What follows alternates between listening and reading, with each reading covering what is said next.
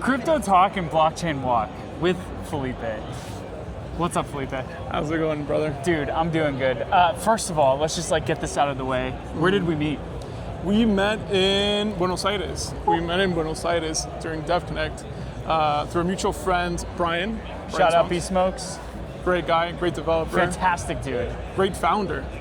Great energy. Yeah, great energy. We miss you, bro. We miss you. Yeah.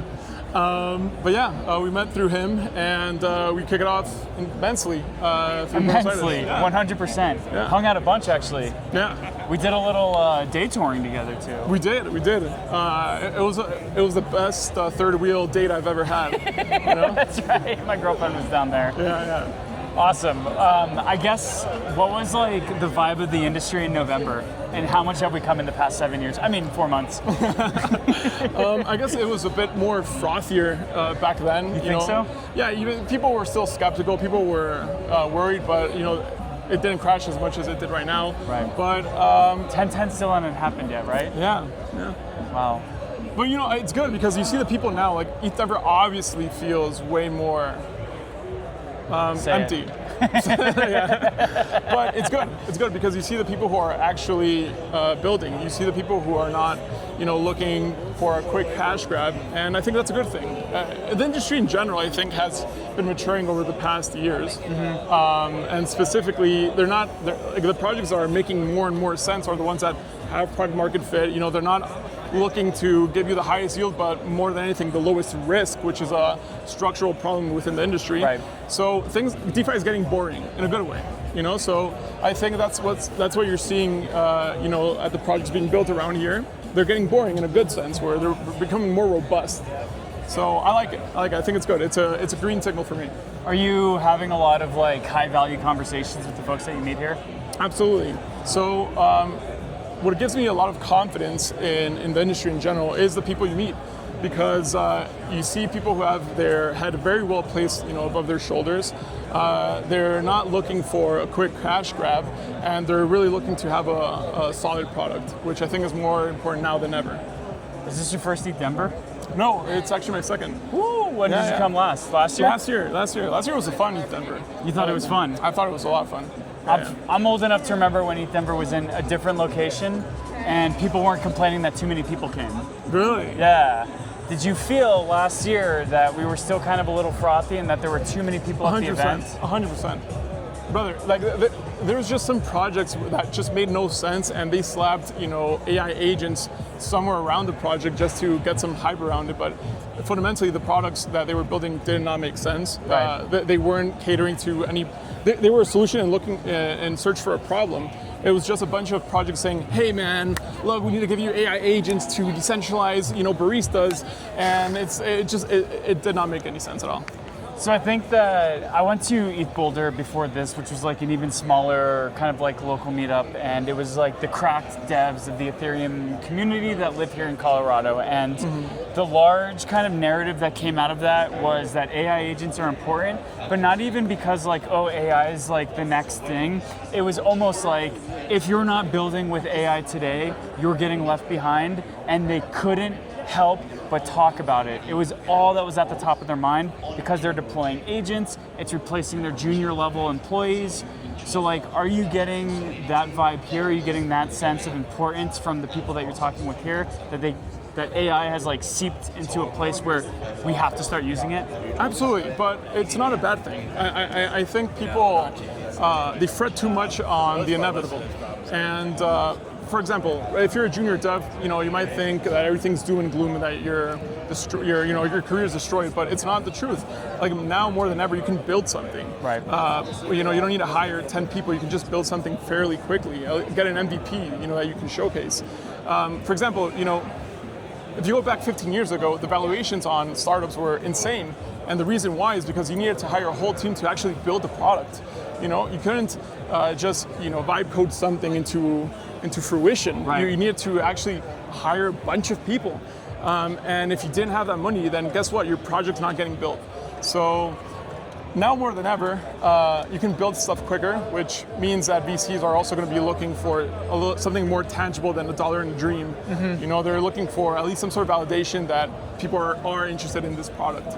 So in that sense, I think AI as a tool has become more important. It is inevitable in the sense that either if you're not using it, you're getting left behind just from a cost perspective. If you're not using it to, you know, substitute a couple of junior engineers, then you're just not going to make it. Right. Yeah. All right, cool. If you were going to be launching a new like crypto product in today's market, what's like the vertical that would be of interest? DeFi, NFTs, some sort of like stable yielding solution, some sort of L2. There's so many, GameFi, decentralized social fi. You throw whatever fi you want into it. What do you think is the most important thing to be launching today? So there's two things. The first one I want to say about this is that it's clear that the only product market fit of crypto or blockchain in general is DeFi at this point. Okay. You know, NFTs were somewhat of a fad. There is a use case for them, but sadly they have not been implemented correctly yet. So the only thing that the market truly wants right now is DeFi products. And I think that's being reinforced more and more each day. There's obviously a lot of hype around AI agents and how AI agents can integrate with DeFi, you know, agentic fi in general. I think we're still a couple ways away from that, but I think that's clearly the meta. I think, you know, VCs are extremely desperate to invest in that sort of solution, but it's a lot of projects have been over promising and under delivering. So Totally. So that's the core issue. But yeah, 100%. Do you think the institutions are here and they're going to save our networks? I never really bought this whole notion that we're crumbling, you know, the archaic traditional financial system. I never really bought that. It seems more of a change in administration. Okay. You know, fundamentally, like the way people work and the way people behave, it does come down to incentives. And the reason why we use the traditional financial system is because it's good enough for most people, but there's so many incumbents there that, you know, make actual good products extremely hard to build, you know, to be usable. But in that sense, you know, crypto, I think DeFi is catered more towards, you know, on-ramping traditional finance at an extremely fast and global scale that it really isn't. So, for example, I'm from Mexico. And in Mexico, we have a necessity to send and receive money from the U.S. There's a lot of people in the U.S. that are Mexicans. They work there, and then they want to send money back to Mexico, right? So that's a clear problem that they have. And the way they usually, you know, did it was sending money through routes like Western Union, right? Right. But it's hyper-predatory. Hyper-predatory. It's extremely expensive, and it's just not that efficient, right? So it's easier to be able to onboard all that capital into something through DeFi and then be able to send money quicker. So in that sense, like, did we really revolutionize something, or did we just, you know, bring the same old infrastructure that we had before and then modernize it? So are the fine folks of Mexico starting to use our blockchain rails to send remittances between the two countries? Absolutely, yeah, of course. They're starting to, and for example, companies like Bitso, I think Bitso manages 10% of the remittance, like, coming from the US to Mexico. Wow. Yeah. Okay. So like that volume is clearly being captured by crypto products, and I don't think it's going to be limited to that, you know. But my point is that there are clear use cases, clear market demands, clear needs that people have today, and most of them is not to, you know, revolutionize the way I'm going to buy Labubu, you know, but it's going to be for stuff that people are already having problems today. Yeah. Awesome. Are you going to ETH Mexico and DF this year? Absolutely, man. Absolutely. Are you coming back to ETHDenver next year? I think we'll see who's coming, but yeah. The thing is, it's always somewhat depressing during a bear market, but I mean, it's also inspiring seeing people still building, regardless of the conditions. But yeah, we'll see.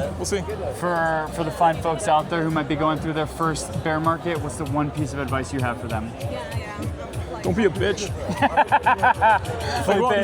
Expect constant, eternal growth. Things are gonna go down eventually. Just don't fret too much about it. I guess don't ape into crazy stuff when there's incredible market volatility. But yeah. Don't be a bitch. Yeah, there you go. Thank you for your time, sir. No worries, brother.